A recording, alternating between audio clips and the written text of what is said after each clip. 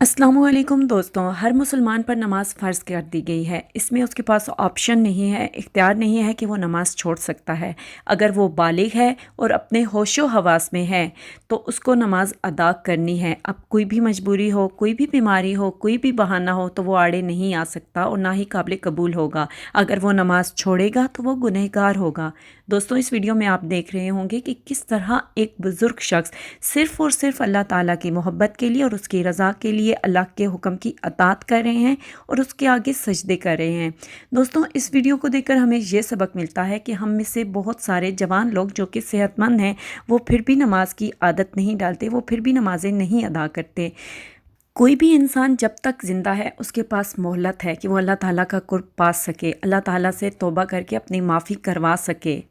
आप अपनी उम्र का चाहे जितना भी हिस्सा गुजार चुके हों, चाहे बेशक आप अपनी ज़िंदगी सारी ही गुनाहों में गर्क कर चुके हों, लेकिन अगर आप ज़िंदा हैं, आपकी सांसें चल रही हैं, तो अभी भी आपके पास मोहलत है कि आप अल्लाह ताला के करीब हो सकें।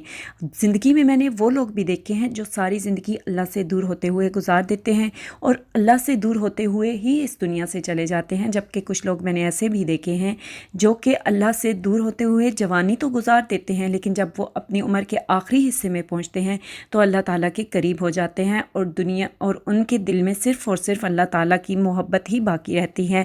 दुनिया की मोहब्बत ख़त्म हो जाती है और उसके लिए गुंजाइश नहीं होती। आप भी अगर ये सोच रहे हैं कि मैं तो सारी ज़िंदगी अल्लाह ताला से दूर होते हुए गुजार दी, तो अब क्या फ़ायदा। दोस्तों, अगर आपकी सांसें अभी चल रही हैं, अब अगर आप ज़िंदा हैं तो अभी आप अपने गुनाहों को बख्शवा सकते हैं। इससे कोई फ़र्क नहीं पड़ता कि आपने अपनी ज़िंदगी में नमाज़ें नहीं पढ़ी। अगर अब आपके दिल में खौफ खुदा पैदा हो गया है तो आज से ही आप इस बात का अहद करें कि जो पिछली नमाज़ें रह गई हैं कोई बात नहीं, मैं आज से अहद करता हूँ कि मैं अल्लाह ताला के हुक्म की खिलाफ वर्जी नहीं करूँगा और कोशिश करूँगा कि एक भी नमाज नहीं छोड़ूं। क्योंकि ये याद रखें कि पहला सवाल हमसे नमाज का होगा और अल्लाह ताला ने नमाज की सख्त ताकीद की है कि नमाजें मत छोड़ो।